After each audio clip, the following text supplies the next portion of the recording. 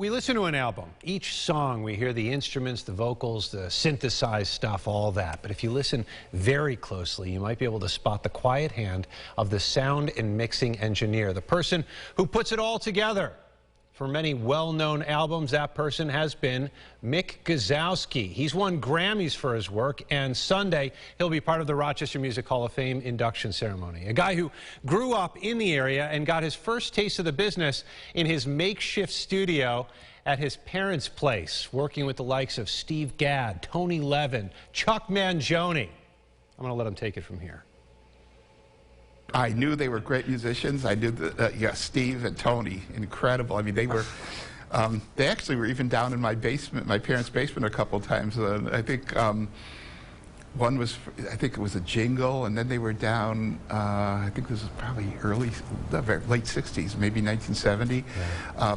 They were hired by a guy, Doug Brown, who was with Wilmer Alexander and the Dukes. He was doing a record and hired Steve and Tony, and we did that in my basement.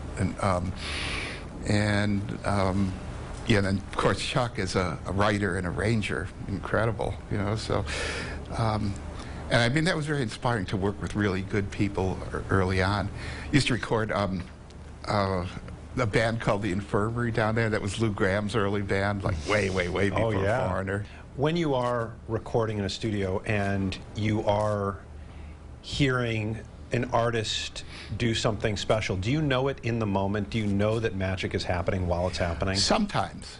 Yeah, I would say the few records I've worked on that have really, you know, some of the records I've worked on that have been really big, and I did notice at the time. First was, you know, did a lot of records with Chuck Mangione, and Feel So Good, that one we knew. That one, I just knew that was going to be something. And then, let's see, Earth, Wind & Fire, did a lot with them. Let's Groove Tonight, I knew was going to be a big record.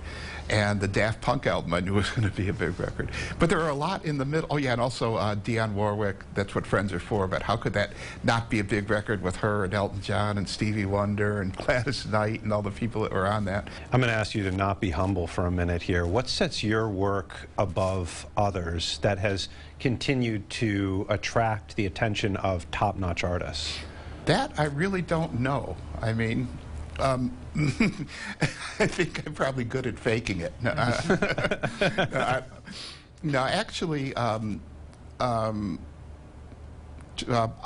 of artists I work with say that, you know, even though I'm not a musician, they say I have a very musical sense and really know how to place things and balance things. And what does it feel like to be honored to enter the Rochester Music Hall of Fame? It feels great. I feel really honored, you know, because I started out here.